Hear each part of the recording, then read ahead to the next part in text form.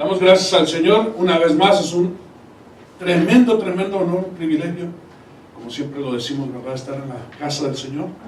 Así que hoy reiniciamos los estudios, reiniciamos este tiempo precioso, ya que está por cambiar el clima. Entonces nosotros vamos a estar un poco más tranquilos, ¿verdad?, sin tanto frío. Aleluya. Pues bien, el tema que tenemos para esta ocasión, vamos a estar hablando acerca de las parábolas de Jesucristo. Las parábolas de nuestro Señor Jesucristo, las cuales nosotros hemos oído algunas. Ustedes estuvieron mencionando algunas de ellas. ¿Se recuerdan? Sí. ¿El domingo? Sí. ¿Sí? ¿Cuáles se mencionaron? El hijo pródigo, el sembrador, las 10 vírgenes, la oveja perdida, el hombre rico y Lázaro, la oveja perdida, la viuda y el juez. Muy bien. La casa fundada en la roca, y todas estas parábolas que son preciosas, que son de enseñanza, ¿verdad? Así que vamos a entrar en este tiempo, vamos a entrar en lo que es las definiciones. Hay algunas definiciones que son importantes hablar el día de hoy, y en los papelitos, en los volantes que les he dado, vienen algunas definiciones y vamos a entrar en ellas, porque a veces alguien dice, bueno, es una fábula la que habla Jesús, es una metáfora. ¿Qué es lo que está hablando? ¿Un cuento? ¿Una alegoría? No, lo que habla Jesús es parábolas, y hay una definición específica y una diferenciación en lo que son las parábolas y lo que son los otros tipos de narración, ¿sí? Como el cuento, como la alegoría, la fábula, etc. Así que, sin más, vamos a comenzar entonces. Esta es la primera lección acerca de las parábolas de Jesucristo. ¿Amén? Amén. Gloria sea al Señor. Entonces, vamos a ver la primera definición que nosotros tenemos, como ustedes lo pueden ver ahí en sus hojas, es lo que es la parábola. La parábola es una forma literaria que consiste en un relato figurado del cual, por analogía o semejanza, se deriva una enseñanza con relación a un tema, sin que sea de forma explícita. Es un relato simbólico con una comparación basada en una observación, y las parábolas siempre tienen un fin didáctico. ¿Qué es un fin didáctico? Un fin de enseñanza, con un fin de enseñar. Ahora bien, las parábolas no siempre son explícitas, esto es, no siempre tienen un entendimiento espiritual. Vaya, la gente que lo escucha, por ejemplo, si hablas de la parábola del sembrador, es fácil entender que el sembrador salió a sembrar y una parte de la semilla cayó aquí, otra allá, pero hasta ahí les dejó Jesús. Pero en cuanto se fue la multitud, entonces le dijo a sus discípulos, yo voy a enseñarles ahora de lo que significa cada parte de esta parábola o de esta enseñanza. El término parábola significa una comparación o una semejanza. ¿Sí? Es una comparación o semejanza, ¿sí? Y este nombre fue dado por los rectores griegos a toda ilustración ficticia en forma de una narración breve, ¿sí? Las fábulas no se extienden. Ustedes vamos a ver en un momento más los cuentos son más extendidos. Las novelas son las que más duran, más que los cuentos. Una novela puede tener muchísimos capítulos, ¿verdad? Un cuento es corto, pero una parábola es más corta que un cuento. Y es una narración breve, muchas veces bastante breve, pero con una enseñanza profunda. En el caso de Jesucristo, una enseñanza espiritual, ¿sí? Una enseñanza espiritual profunda. Estas parábolas, estas cortas ilustraciones, pasaron a conocerse como una narrativa ficticia, aludiendo generalmente a lo que puede ocurrir de una forma natural y por el cual se precisan asuntos morales y espirituales. Jesús nunca se detuvo a enseñar la moral. Nunca se detuvo a enseñar las cosas. El mensaje de Jesucristo siempre es espiritual. ¿Amén? Siempre tenía que ver con las cosas espirituales, las cosas del reino. Las parábolas se caracterizan por la expresión de conceptos espirituales. ¿Sí? La más conocida quizás es la parábola del hijo pródigo, aunque no es la única. También está la del buen samaritano, que todos lo conocen. ¿Sí? Y aún en el Antiguo Testamento hay algunas. Por ejemplo, si ustedes recuerdan la parábola que le dio Natán al rey David cuando él pecó y le dijo, había un hombre con una oveja y otro hombre que tenía muchas ovejas, y el que tenía muchas ovejas vino y tomó la oveja del que solo tenía una, y entonces el rey se enojó mucho y entonces dijo, hay que castigarlo. Y dice, pues tú eres ese tú eres ese que robó, teniendo muchas ovejas, robó al que solo tenía una. Una parábola es una de las formas más simples de la narrativa. Sí, es sencilla, evoca un ambiente, describe una acción y sus resultados. A menudo involucra a un personaje que se enfrenta a un dilema moral o realiza una acción cuestionable para luego sufrir las consecuencias. Y bueno, una parábola es como una metáfora que ha sido extendida para conformar una ficción breve y coherente. Las parábolas poseen un subtexto prescriptivo fuerte. Esto es, son de forma explícita, vaya, no es algo tranquilo, sino es a lo que va. Y muchas veces contienen cosas duras. Por ejemplo, en algunas de las parábolas de Jesús habló acerca de la muerte del hijo que fue a hablar con los viñadores, y los viñadores habían maltratado a los siervos que había enviado. Algunos aún los habían dejado con la barba cortada y desnudos, pero entonces dijo, enviaré a mi hijo porque a él sí lo van a respetar, pero no lo respetaron sino lo mataron. Entonces es fuerte en ese aspecto, no hace las cosas más suaves, sino que enfatiza un mensaje, una enseñanza que es profunda, pero al mismo tiempo, déjenme dejarles saber, las parábolas son universales. Esto es, no se detienen en un solo tiempo, no son para un cierto lugar y un solo tiempo, sino son universales, aplican en todo lugar, en todo tiempo. ¿Amén? Así como en ese tiempo la parábola del buen samaritano tuvo su efecto, así en el día de hoy, cuando nosotros hablamos de lo que es el buen samaritano, nosotros lo podemos aplicar espiritualmente y aún moralmente, hablando de una persona que tiene cuidado de alguien que está en una situación difícil. Entonces, eso es las parábolas en breve. Algo que quiero mencionar es que en su lenguaje las parábolas permiten a la gente discutir más fácilmente algunas ideas que son difíciles o complejas. Algunas enseñanzas, por ejemplo, cuando el Señor Jesucristo estaba enseñando acerca de la levadura, ¿sí? Él enseñó en algo que todo el mundo conoce, todo el mundo sabe que es la levadura, ¿sí? ¿Qué es la levadura? Los que ustedes que saben hacer los panes, los pasteles. Lo que levanta la masa, ¿verdad? Lo que hace que la masa se crezca.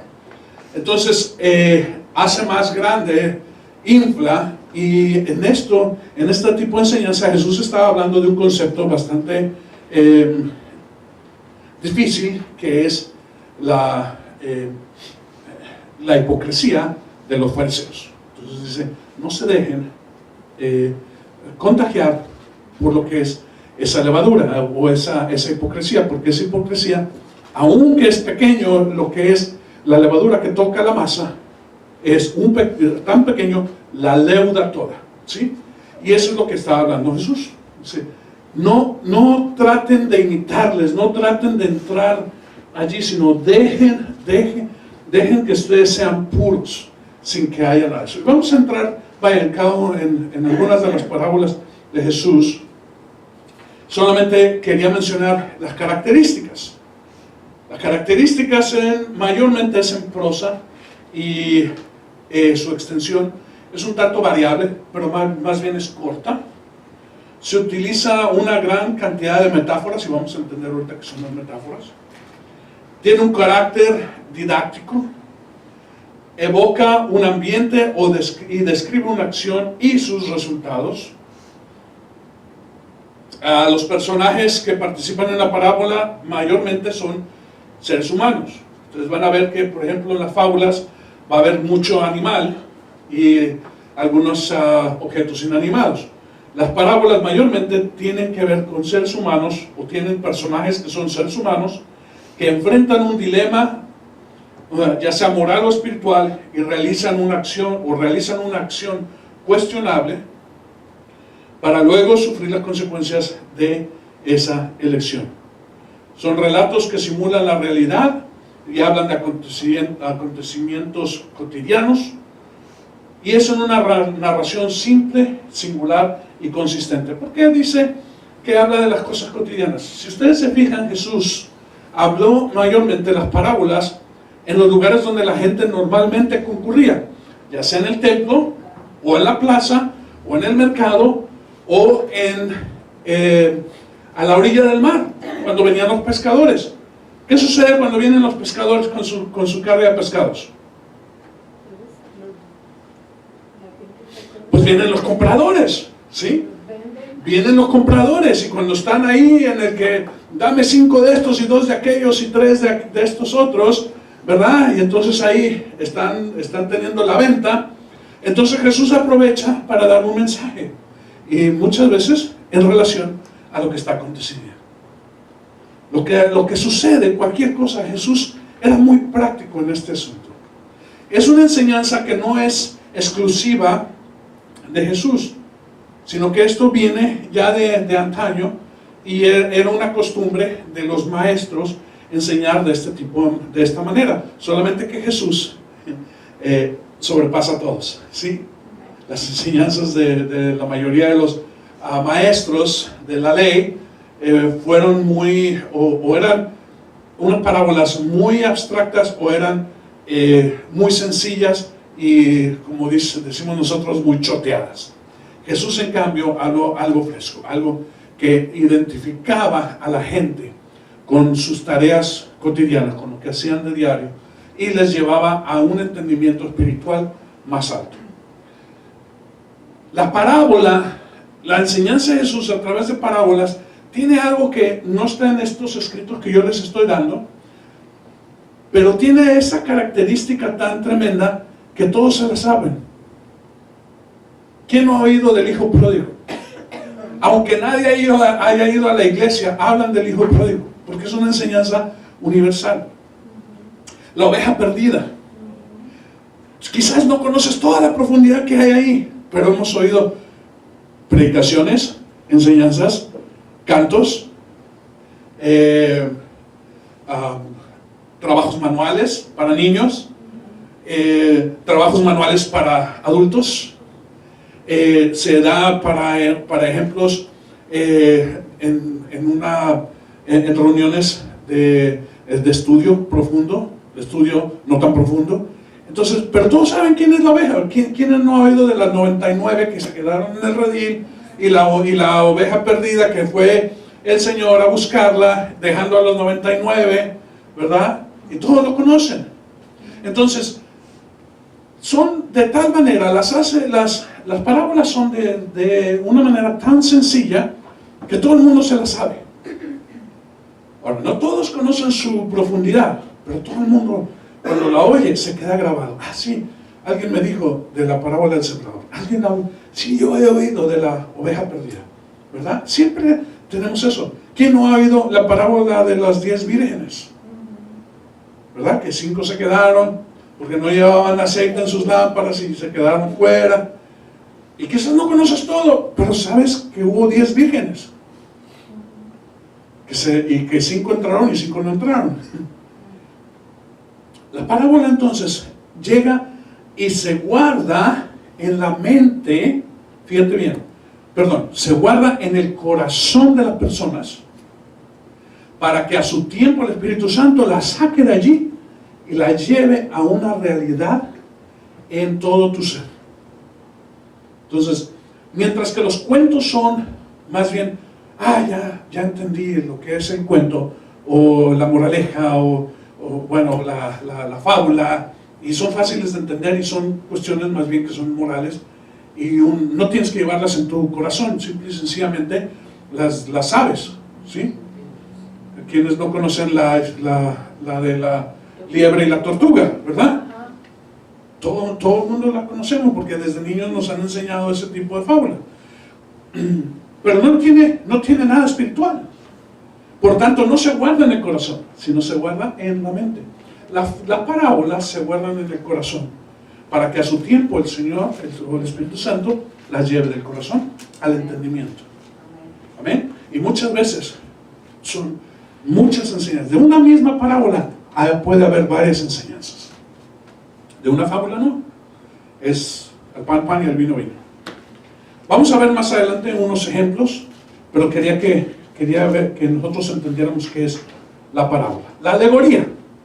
La alegoría es una figura literaria o un tema artístico que intenta representar una idea valiéndose de formas, también de figuras humanas, de animales o de objetos. Pretende dar una imagen a lo que de por sí no tiene imagen. Vamos a entender esto en un momento, para que pueda ser entendido por la mayoría. Y es también de una forma didáctica. La alegoría pretende dar una imagen a lo que no tiene imagen. ¿Qué es eso? Es lo abstracto, lo invisible. Cuando nosotros lleguemos a lo que son los ejemplos, nosotros vamos a ver, por ejemplo, que habla de la virtud. La virtud no tiene una figura. El juicio no tiene una figura. La fe no tiene una figura. ¿Sí? La paz no tiene una figura. Pero se le da, por ejemplo, denme un ejemplo de una figura de la paz. Una paloma. ¿Por qué una paloma? Y no es cualquier paloma. Una paloma blanca. ¿Sí? Mayormente nosotros cuando hablamos de lo que es la paz, la ejemplificamos de esa manera. ¿Quién me puede decir un ejemplo figurativo de lo que es la justicia? Una balanza. No necesariamente una balanza. Una mujer, bueno, o ciega o vendada con una balanza. ¿Sí? Eso es lo que habla de la justicia, que la justicia es ciega. ¿Sí? La justicia no ve color, ni raza, ni género, sino ve y pesa solamente los hechos, ¿sí? Y emite un juicio. ¿Okay? Entonces eso es lo que son las alegorías, ¿sí? Las alegorías las hay explícitas, ¿sí? Mayormente son explícitas para que todos puedan comprender. Pero la alegoría nunca se descifra por completo. Aunque nosotros sabemos, por ejemplo, hablando de lo que es la justicia, una mujer vendada, no siempre la justicia es justa, ¿verdad? No sé si se han fijado que algunas veces la representan con uno de los platos de la balanza más arriba y uno más abajo, aunque ninguno de los dos tiene nada. Lo que quiere decir es que es subjetiva a quien la interpreta. Sí. La paz. También la bandera blanca. La bandera blanca habla acerca de la paz, pero en este caso la bandera blanca habla de una tregua o rendirse. ¿Sí? No necesariamente habla de paz. Habla más bien de una bandera blanca, representa mayormente una tregua en un conflicto, o puede representar un rendimiento. ¿Sí? Yo me rindo o me doblego ante el enemigo. Por eso es una tregua. Mayormente una bandera blanca habla de tregua. Pero también de paz. Bueno, porque en ese tiempo no hay guerra. O sea, cuando se presenta cuando se presenta una tregua, Tregua, hay paz. hay paz, exactamente. Seguimos entonces, ya vimos lo que es la alegoría, la parábola. Vamos a ver qué es una metáfora, ¿sí?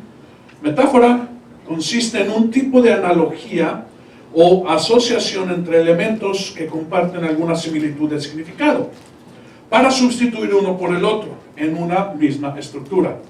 Expone dos cosas en un conjunto que permite la comparación e interpretan se interpreta como un solo concepto. Bueno, es más fácil si nosotros decimos A es B, ¿sí? A es B, ¿sí? Esto es como esto, por ejemplo, tus dientes son como perlas.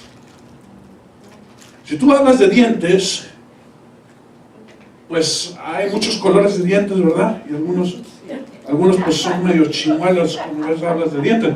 Pero cuando hablas de perlas, mayormente no estás hablando de perlas negras ni perlas amarillas, sino estás hablando de ¿qué? Perlas blancas. Entonces, cuando alguien hace una comparación de este tipo, es una metáfora. Los dientes como perlas. En el libro de Cantar de Cantares hay mucha metáfora. Mucha metáfora. Tu cuello como torre, ¿sí? Tus brazos, habla de los brazos, habla de tu perfil, habla de los ojos como alondras o como palomas. Tus cabellos como el oro, cuando habla de él o de ella, del ébano, que es negro, que es bastante profundo. Y de esto es lo que se trata. Una metáfora mayormente va a comparar algo con otra cosa. Ahora, espiritualmente nosotros conocemos esto como tipología, ¿sí? La tipología es un tipo de metáfora. Cuando hablas del azul, estás hablando de las cosas celestiales. Cuando hablas del 5, estás hablando de gracia. Entonces, es un tipo de metáfora.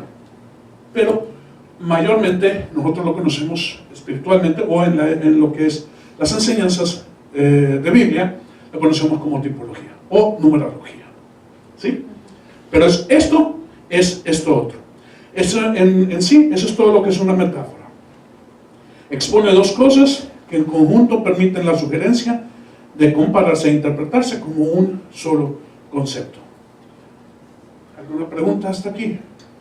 Ya van viendo lo que es una parábola, lo que es una alegoría, una metáfora, ¿sí? Déjame decirte que un conjunto de metáforas se conoce como una alegoría, ¿sí? Cuando tú tienes un conjunto de muchas metáforas, entonces es una alegoría. Por ejemplo, regresando al ejemplo de Cantar de los Cantares, nosotros vamos a ver que todas las comparaciones que hace el esposo con la esposa o la esposa con el esposo son una serie de metáforas. En su conjunto es una alegoría, y la alegoría está diciendo, de esta forma es mi esposo. Hay una pregunta en el libro de Cantares que dice, Sunamita, la más bella de todas las mujeres, déjanos saber cómo es tu esposo, tu amado, a quien tú entregas todo tu corazón y de quien tú dices estás enferma de amores. Dinos cómo es tu esposo. Y ella comienza a mencionar cómo es el esposo. Entonces lo que ella está haciendo es una alegoría que contiene muchas metáforas, ¿sí? Ahora, esto no es una fábula y esto no es una parábola. ¿Vamos entendiendo el lenguaje literario? ¿Sí? Entonces, ahora, no es el propósito de esta clase hablar de los conceptos literarios, pero es importantísimo, porque hay mucha gente que dice, ¿son parábolas o son fábulas? No, no son fábulas. Jesús nunca habló fábulas. Jesús habló parábolas. En algunas ocasiones pudo haber dado alguna metáfora o alguna alegoría, pero mayormente cuando estaba hablando del reino de los cielos, porque dice, el reino de los cielos es semejante a, ¿sí? Entonces, algunas de las parábolas contienen metáforas y contienen alegorías. ¿Vamos bien? ¿No nos hemos perdido? No. Ahora, vamos a ver algo que está fuera de lo que es el lenguaje espiritual, y vamos a ver lo que es la fábula, la moraleja y el cuento, ¿sí? La fábula, la moraleja y el cuento. La fábula es una composición literaria, narrativa y muy breve, por lo general en prosa o en verso, en la que los personajes principales son animales o también objetos inanimados, que representan características humanas. ¿Sí? Nosotros vemos la astucia de la serpiente, por ejemplo. Nosotros vemos la ingenuidad de algunos de los otros animales, por ejemplo el burro, o etcétera. Entonces nosotros vemos ahí esto. La didáctica de las fábulas pretende proporcionar una enseñanza útil o moral que se conoce como moraleja. Y ahorita vamos a ver un poquito qué es la moraleja. Por lo general la fábula tiene una moraleja. Las parábolas no tienen moraleja. Puedes encontrar alguna moraleja, pero no es una enseñanza de ese tipo. Es algo que va espiritual. La moraleja tiene que ver con algo que es de tipo moral. Por eso es moraleja, de moral, ¿sí? Una fábula tiene la característica de ser narrativa y didáctica, donde existe un narrador que habla estas cosas en tercera persona, ¿sí? Narra acerca de lo que está aconteciendo. Había una vez una zorra y había un... no, era la... ya se me olvidó cuál era. No, era... No, es la zorra y una cigüeña. Había una zorra y una cigüeña. Entonces empieza a narrar esta fábula. Entonces dice, cada quien se iba a invitar uno al otro, y entonces la zorra, astuta, preparó una comida para la cigüeña que había invitado y la puso en un plato extendido. Entonces pues la cigüeña con su pico pues no pudo comer. Y entonces dijo, ok, la próxima semana yo te invito a comer. Y la próxima semana, entonces, la cigüeña preparó la comida en un botellón con cuello corto, con cuello angosto, donde ella podía meter su pico y comer, pero la zorra, pues no. Entonces, esa es una fábula, ¿sí? Ese es un tipo de fábula, donde hay un narrador que habla acerca de lo que está aconteciendo y puede explicar dando una moraleja. La moraleja de la fábula es, ¿sí? A veces se da, a veces no se da. Pero siempre tiene que ver con este tipo, que hay gente que es como la cigüeña y hay gente que es como la zorra, ¿sí? Sin dar exclusivamente, estos son los tipos de personas que son zorras. No la explica, aunque la puede explicar, ¿sí? Son historias breves, didácticas, y esa es la estructura. Los personajes son animales o objetos inanimados que se les dota con pasiones humanas, como la codicia, la soberbia o la envidia.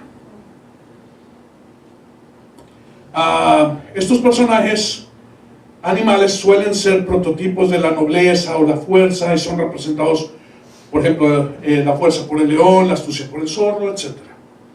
¿Sí? Vamos viendo, nunca vas a ver un zorro fuerte, pero lo vas a ver astuto, ¿verdad? Nunca vas a ver un león astuto, más bien es fuerte, ¿sí? Entonces, de esto se trata.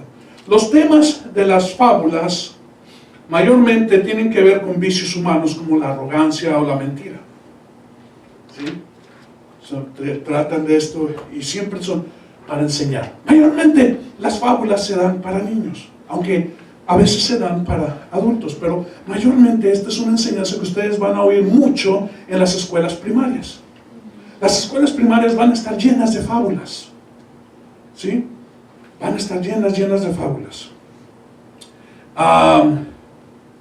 La fábula clásica reposa sobre una doble estructura donde el título mismo encuentra una oposición entre dos personajes o posiciones y que son encontradas. Pero estos dos personajes se encuentran siempre en desigualdad social, uno en una posición alta y otro en una posición baja o desfavorable. En este caso, por ejemplo, la tortuga y la liebre, ¿sí? Donde una es rápida y la otra es lenta, y una reta a la otra a una carrera. ¿Ok? Lo que nos lleva a nosotros a la moraleja. La moraleja, que viene a ser la explicación de lo que se quiere enseñar con una fábula, mayormente, es una lección o enseñanza que se deduce de un cuento o de una fábula, como una anécdota, ¿sí? Como algo para que tú sepas. Entonces la gente mayormente va a conocer la fábula porque son fáciles de entender, pero casi siempre hay una moraleja. Y si ustedes van a ver, casi nunca se da una fábula sin una moraleja. ¿Cuál es la moraleja de la fábula? La enseñanza es esto o aquello, ¿sí? Una enseñanza que sirve como lección para el vivir humano, que aporta el conocimiento de lo que se considera moral. Generalmente se transmite mediante un relato histórico o narración ficticia, etcétera, etcétera. No vamos a ahondar mucho en esto, porque no tiene caso. El cuento. El cuento, como habíamos dicho, es una narración breve, pero mucho más amplia que lo que nosotros conocemos como una fábula. Es un cuento. Un cuento puede tener varios capítulos, pero nunca como una novela, nunca se extiende a lo que es una novela, ¿sí? Así nosotros vemos, por ejemplo, algunos cuentos. Díganme un cuento tradicional que ustedes conocen. ¿Perdón? Pinocho, ok. Blancanieves. Bueno, díganme alguna que no sea de los de Walt Disney. ¿Perdón? El Principito, muy bien, es un cuento. Entonces, ¿perdón? Don Quijote es una novela. Don Quijote ya viene a ser una novela. ¿Por qué? Porque contiene muchos cuentos en medio de todo esto, ¿sí? Pinocho, sí, Pinocho es un cuento. El pequeño vigía lombardo. ¿El qué? El pequeño vigía lombardo. Ah, no, eso no lo conozco. El pequeño vigía lombardo, no. Mira, Pero es muchachos tipo novela. ¿pero es novela o es cuento? Es cuento. Ok. Bueno, pero extendido. Bueno, de tus tiempos, muy bueno. Moby Dick pues, es un cuento largo que puede ser más una novela, depende como tú lo veas, porque hay quienes pueden contar Moby Dick como un cuento o extenderlo a lo que es una novela, ¿sí?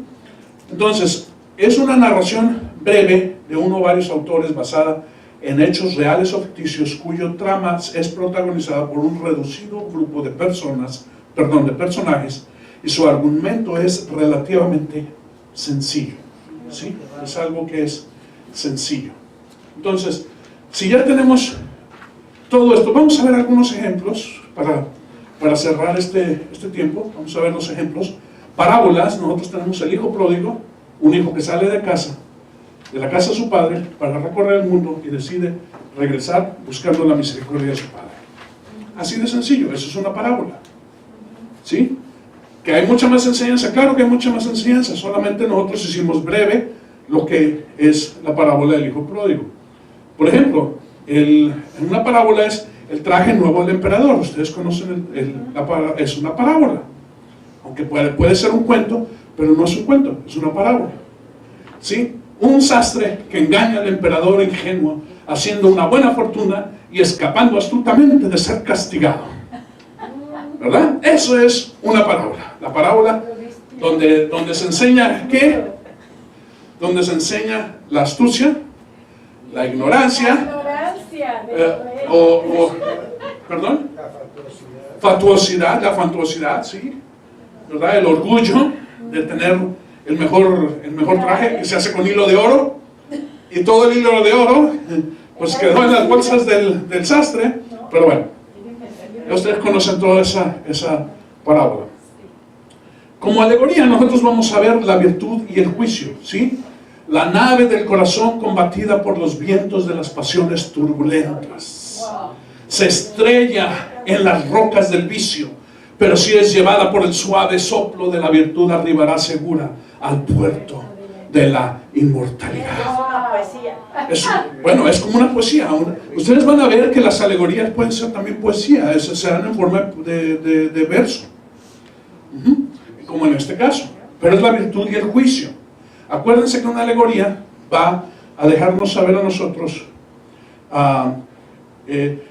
una idea valiéndose de formas y figuras.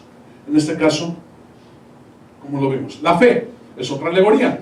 La fe es como intentar escalar una cuesta empinada y rocosa. Solo un mero tropiezo podría hacerte caer rodando, pero la creencia y la perseverancia te verán en la cima. Esa es la fe. Ahora, tú puedes definir la fe. Esto es la fe, ¿verdad? Nosotros lo podemos hacer de acuerdo a la Biblia. Pero eso es otra alegoría acerca de la fe. ¿Está bien el ejemplo? Bien. Metáfora. El tiempo es oro. Acuérdense, una metáfora siempre va a comparar esto con aquello. El tiempo es oro. Tus ojos son dos luceros. Ahora bien, si lo ponemos todo en conjunto para hacer una alegoría, decimos, los dientes son perlas. Las perlas son pétalos de margarita. Los pétalos de margarita son alas de mariposa, y por ahí te puedes seguir. ¿Sí? Entonces, habla en conjunto de toda una serie de comparaciones, y esto es una metáfora. Entonces, el tiempo es oro, tus ojos son dos luceros, son metáforas. Fábula. La zorra hambrienta, una zorra que desea un racimo de deliciosas uvas que están fuera de su alcance, y que al intentar y no conseguirlas alcanzar se retira diciéndose a sí misma, estaban verdes. Estaban verdes. ¿Verdad? ¿Por qué? Porque muchas veces nosotros nos engañamos a nosotros mismos, y bueno, y por ahí va todo lo que es la moraleja de la fábula. ¿Sí? ¿Qué es la moraleja de esta fábula? A ver, ¿qué es lo que ustedes entendieron por moraleja en esta fábula? Bueno, en propias palabras, acabo de decir, ¿por qué? Porque es algo que no puedes alcanzar. Un amor imposible, un viaje inalcanzable, un estudio fuera de tu capacidad. Todas estas cosas que finalmente dices, al fin y al cabo ni era tan importante, ¿verdad? Oh, como quiera no me lo iba a ganar, ¿verdad? Estos son el tipo de moraleja. Cuando tú pretendes alcanzar algo que es imposible, muchas veces te retiras diciendo, ni tenía tanto valor. Al cabo que ni quería. Fábula, la liebre y la tortuga, una carrera en la que la lentitud y constancia de la tortuga gana la carrera a una liebre rápida que se confía. ¿Cuál es la moraleja? A ver, ustedes que no han hablado. A ver. No por mucho madrugar, amanece más temprano. Bueno, eso es una alegoría o una metáfora. Pero díganme ustedes, ¿cuál es la moraleja de la liebre y la tortuga? Que no te debes de confiar en tu fuerza o en tu capacidad. Bueno, tú te puedes valer de tu fuerza y capacidad. Sí, pero no no debes de confiar. Pero no hay que abusar de la nobleza. No, bueno, abusar de tu capacidad. ¿Por qué se durmió la liebre? Porque sabía que la tortuga era lenta. Porque dijo, tengo tiempo de echar una siestecita. Ajá, Y la siestecita se extendió. Y ya cuando empezó a oír aplausos, dice, ¿qué es ese ruido? Es que la tortuga está por llegar a la meta y que pone carrera de verdad. Y ya ve, la tortuga nada más voltea el cuellito así. ¡Ja! Gané. ¿Verdad? Y ganó ¿quién? La lenta. ¿Por qué? Por su constancia. Entonces la moraleja es ser constante y no confiar. Hay muchas cosas, pero ya vemos esto, ¿sí? ¿Qué más? Un cuento, el patito feo. Sí, el patito feo, un cisne que se cría entre patos y es desechado por su forma grotesca, pero al final se convierte en un precioso cisne blanco, ¿verdad? Ese es un cuento que puede tener una enseñanza. O más bien, tiene una enseñanza, pero muchas veces se deja a la interpretación. Por ejemplo, no me hablen díganme ustedes una enseñanza del pato feo, del patito feo, que no tiene que ver con el pato feo. El que con luego se junta a verse enseña. Bueno, hermano, pero eso es otro. No. Pero en este caso, una enseñanza de este cuento del patito feo. Pero no me digan nada del patito feo, porque ya sabemos nosotros del patito feo, pero ¿qué hay de los demás? Que no debes despreciar por la vista. Ok, de acuerdo a los demás patos, ¿verdad? Que despreciaron el cisne en potencia. Yo no sé si ustedes han visto un cisne bebé, pero sí, pues no tan feo, pero no se mueven con ninguna gracia. Donde los patitos tienen una gracia increíble, los bebés patos. Y tienen el pescuezo más largo, entonces va para un lado, para otro. Pero finalmente viene a ser un gallardo cisne blanco, o de cualquier color. Bien. Otro cuento, por ejemplo, La Bella y la Bestia. Un hombre que es castigado a convertirse en una bestia y que solo puede recuperar su figura anterior al ser amado por una doncella tal como es él. ¿Ok? Y también tiene su enseñanza. Entonces, brevemente, ustedes ya han conocido ya un poquito más acerca de todas estas narrativas, ¿sí? Lo que es una parábola, lo que es una alegoría, una metáfora, una fábula con su moraleja y lo que es un cuento. ¿Ok? De todas estas, Jesús solamente habló parábolas, y en la Biblia vas a encontrar parábolas, alegorías y metáforas, pero nunca vas a encontrar fábulas, moralejas o cuentos. ¿Ok? ¿Estamos de acuerdo? Para que ustedes lo lleven a casita, y ustedes, si van a hablar con alguien más, lo pueden hacer. La moraleja también puedes agarrar la parábola, puedes tener una moraleja. Puedes tener alguna moraleja, pero en realidad no son así, porque las moralejas vienen a ser el resultado de algo moral, precisamente de ahí la palabra moral, moraleja, ¿sí? de esa raíz. No, sino que, por ejemplo, Jesús lo que enseñó son enseñanzas profundas espirituales. Tiene que ver con lo que es la enseñanza espiritual, lo que va a llevarte a ti, no una mejor moral, pero a una mejor estatura espiritual. ¿Amén? Entonces, hay que entender esto, hay una gran diferencia. Entonces, no me lo confundan una cosa con la otra. ¿Amén? ¿Los dichos? Los dichos pueden ser breves. Es como los piropos, ¿no? Bueno, depende, por ejemplo, un dicho, si lo comparamos algo aquí, puede ser como una metáfora. ¿Sí? Eres bella como la doncella. No sé. Ese es un piropo. Bueno, un piropo, un dicho como el que me decía el hermano hace ratito. ¿Cuál? El que con lobos se junta, Dios enseña. El que con lobos se junta, ¿qué? Aullar se enseña. A aullar se enseña. Ok, entonces es un pequeño dicho. Cantas como pajarito. Ese es un Y piropo. también comes como pajarito, ¿no? O como niño de hospicio, dice. O como pajarito, ¿verdad?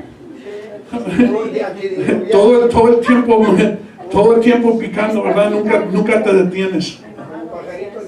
O pajarito antediluviano, dice. Está más pesado. Bien. ¿Alguna pregunta, algún comentario acerca de este tipo de todo esto que acabamos de ver? ¿Quedó bien claro lo que es una parábola? ¿Sí? El tipo de enseñanza de Jesús. Bien. Vamos a hablar nosotros entonces, brevemente voy a mencionar algunas de las parábolas que vamos a estar viendo. En la lista que ustedes tienen aquí, yo le puse como título, lista de la mayoría de las parábolas de Jesucristo, porque algunas de ellas incluyen alegorías y metáforas, ¿sí? Algunas de ellas hablan acerca de esto.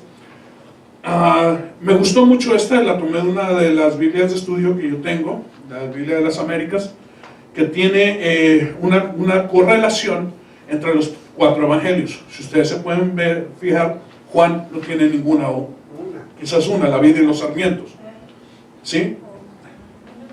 Pero no hay más. En Juan no se encuentra casi ninguna parábola. En los otros evangelios, sobre todo en Lucas y Mateo, se van a hablar muchas parábolas. Entonces, por ejemplo, una parábola que está en los 3 evangelios es el remiendo nuevo en vestido viejo, ¿sí? Los odres y el vino. Otro que está en los 3, vamos a encontrar el sembrador, el grano de mostaza, ¿sí? Y vamos a bajar hasta la parte más, los labradores malvados, y ya es todo. Ustedes van a, ¿verdad? Mayormente donde están en los 3 evangelios, sí. Hay muchos donde están en 2 evangelios, hay unos que son exclusivas, como ustedes van a ver, el buen samaritano, el amigo inoportuno, el rico insensato, los siervos vigilantes, la higuera estéril, la gran cena, la torre, etcétera, solamente están en Lucas.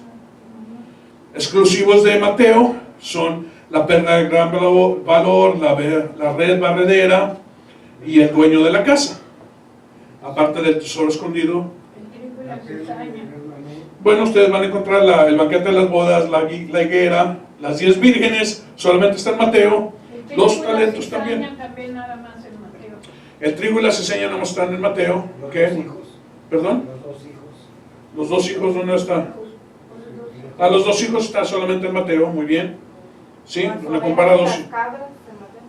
Las cabras, ¿dónde encontró la cabra? Las ovejas y las cabras. Ah, las ovejas y las cabras, ok. Entonces, ustedes van a tener ahí, no vamos a hablar de todas estas porque pues nos amanece el 2020, ¿verdad? Pero vamos a hablar de algunas de ellas, más en específico, las que son más comunes, pero que tienen también una enseñanza más profunda, ¿sí?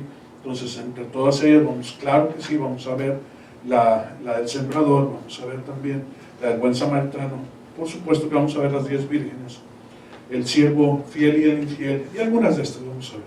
Entonces, ustedes lo tienen ahí para que lo lleven a casita y tengan una relación. Entonces, si por ejemplo tú vas a buscar la enseñanza del grano de la mostaza, vas a ver 2 versículos en Mateo, vas a ver 2 en Marcos y vas a ver 2 en Lucas. Y si tú vas a uno a otro, se van a parecer mucho o son bastante iguales, pero hay unas enseñanzas que son más extensas en unos pasajes que en otros. Bien. ¿Alguna pregunta y vamos a terminar con esto? Yo sí tengo. Claro. Es que yo digo que las parábolas en sí, ¿cómo se dice? En el Nuevo Testamento, pero en el Viejo Testamento, ¿se sabe? Hay parábolas en el Antiguo Testamento, sí, pero no las vamos a ver, no es el caso de esta enseñanza, No, yo pero digo sí, claro que hay. se usaban. Sí, sí se usa. Antes, eso era como el vocabulario de ellos en el Antiguo Testamento. No necesariamente, en el Antiguo Testamento no había mucha enseñanza de maestros. La enseñanza venía mayormente de 2 tipos de personas. Los sacerdotes, que enseñaban la ley, y los profetas, que enseñaban el camino correcto. ¿Quién las daba esas parábolas también que están en la Biblia del Antiguo Testamento? Del Antiguo Testamento, bueno, puede ser algunas de estas, se pueden ver, por ejemplo, algunas parábolas que no están de una forma clara como una parábola, pero por ejemplo, cuando el Señor compara nuestros cuerpos con ollas de barro, que tienen que ser desbaratadas para hacerse de nuevo. Otra parábola que está allí en el Antiguo Testamento, que viene también en el libro de los profetas, es por ejemplo el Valle de los Huesos Secos. Entonces, en una visión que es más bien como Dios hablaba con los profetas a través de visiones, le da una visión, la cual el profeta enseña al pueblo, ¿sí? Pero ya no es una parábola, sino es una visión. Entonces explica la visión, que es como una parábola, pero que no es hablada, sino es vista en sueños. Por ejemplo, Jacob vio muchos sueños, tuvo muchos sueños. Por ejemplo, cuando estuvo dormido en camino a ir a ver a su suegro, dice que se acostó en una roca y vio ángeles subiendo y bajando por una escalera al cielo. Es una visión, de la cual nosotros podemos decir que es como una parábola, pero en forma de visión. Entonces, en el Antiguo Testamento, nosotros vamos a ver ese tipo de enseñanzas directamente de Dios o del cielo, dada a los hombres en forma de visión o en sueño. Por ejemplo, Dios habló a Faraón y le dejó saber que venían 7 años de abundancia y 7 años de gran escasez o de hambruna. Y se lo dejó ver en una visión que tú lo puedes ver como una parábola, pero es una visión, ¿sí? Donde hay 7 vacas gordas y 7 vacas flacas, donde las vacas flacas se comen a las gordas y quedan igual de flacas. Entonces, puede ser una parábola, pero en realidad es una visión. Es un mensaje directo que tiene una interpretación exclusiva o una interpretación de un acontecimiento. Por eso no es lo mismo que una parábola. Una parábola es una enseñanza para un fin espiritual. Un sueño o una visión es una enseñanza de algo que va a acontecer pronto, ¿sí? Algo que viene a acontecer. Son muy parecidas, porque si tú lees lo que acabamos de hablar de las 7 vacas y las otras 7 vacas gordas, pues parece una parábola, pero en sí no tiene una enseñanza espiritual, sino un mensaje de algo que viene a acontecer. Cuando Nabucodonosor tuvo un sueño y se vio como un árbol inmenso, bajo su sombra moraban todo tipo de animales y anidaba todo tipo de aves, pero fue cortado.